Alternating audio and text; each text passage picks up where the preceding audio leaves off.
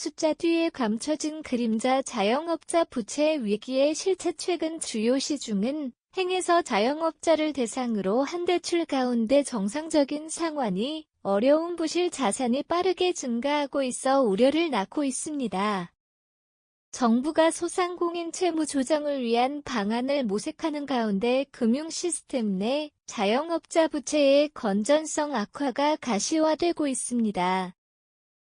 사진 출처 중소벤처기업부 제공, 주요 금융기관 자영업자 부실 자산 현황 분석. 금융권에 따르면 국내 5대 주요 시중은 행위 올해 1분기 기준 부실 대출 규모는 약 4조 563억 원에 달하며 이는 전년 동기 대비 40% 가까이 급증한 수치입니다.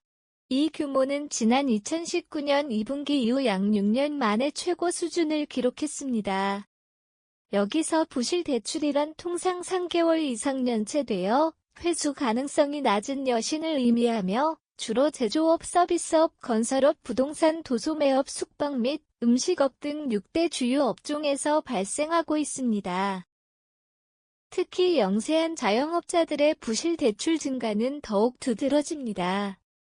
올해 1분기 도소매업과 부동산 관련 업종의 부실 대출은 각각 약 8,666억 원과 7,428억 원으로 집계되어 사상 최대치를 경신했습니다. 또한 서비스업과 숙박, 음식업 분야의 부실 대출 역시 최근 6에서 7년 사이 최고 수준에 이른 것으로 파악됩니다. 이러한 수치는 특정 업종을 중심으로 자영업자들의 재정 건전성이 빠르게 악화되고 있음을 시사합니다. 공식 통계에서 누락된 자영업자 비공식 부채 실태. 자영업자 부채 문제의 또 다른 심각성은 상당 규모의 부채가 공식적인 금융당국의 통계에 제대로 반영되지 않고 있다는 점입니다. 은행에서 자금을 빌리는 목적이 100/100/로 분류될 경우 이는 가계 부채 통계에서 제외됩니다. 그러나 영세 자영업자의 경우 실제 상환 책임은 개인에게 귀속되므로 실질적인 개인의 채무 부담 측면에서는 가계 부채와 유사한 성격을 가집니다. 매체 분석 결과에 따르면 지난해 3분기 기준으로 공식 통계에 잡히지 않은 영세 자영업자의 비공식 부채 규모가 약 369조 원에 달하는 것으로 추정됩니다.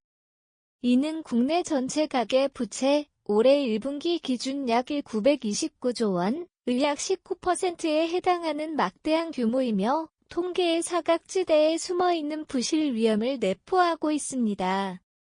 팬데믹 기간 만기 연장 대출 상환 부담과 정부 정책 방향. 코로나19 팬데믹 기간 동안 어려움을 겪은 소상공인과 자영업자를 대상으로 시행되었던 대출 만기 연장 및 상환 유예 조치가 오는 9월 대거 종료될 예정이라는 점도 금융시장의 불안 요인으로 작용하고 있습니다.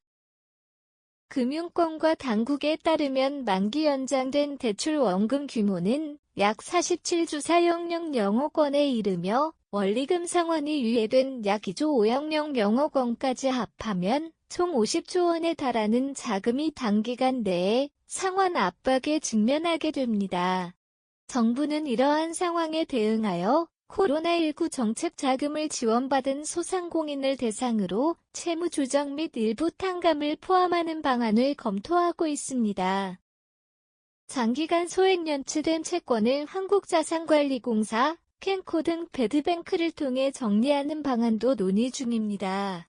캔코는 내부적으로 소득, 자산, 연체액 등을 종합적으로 고려한 채무 조정 방안을 마련하고 있으며 자영업자 재기 지원 프로그램인 새출발기금의 기능 강화도 추진하고 있습니다. 정부는 올해 캔코에 5천억 원의 현금 출자를 계획하고 있으며 추가적인 현물 출자나 추경을 통한 출자 규모 확대 가능성도 열어두고 있습니다. 지속가능한 재기를 위한 구조적 해법 모색의 중요성. 전문가들은 현재 자영업 부문의 부채 문제 해결을 위한 구조 조정이 시급하다고 입을 모읍니다. 그러나 무분별한 채무 탕감은 도덕적 해이를 유발하고 성실하게 채무를 상환하는 차주들에게 상대적 박탈감을 줄 수 있다는 점에서 신중한 접근이 필요하다고 지적합니다.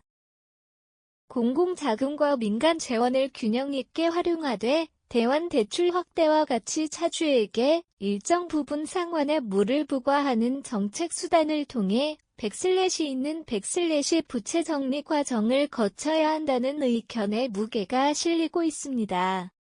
취약 자영업자를 대상으로 한 정책 홍보 강화 및 접근성 제고 재취업 및 자산관리 교육 강화 등 장기적인 관점에서의 지원도 필요하다는 목소리도 있습니다.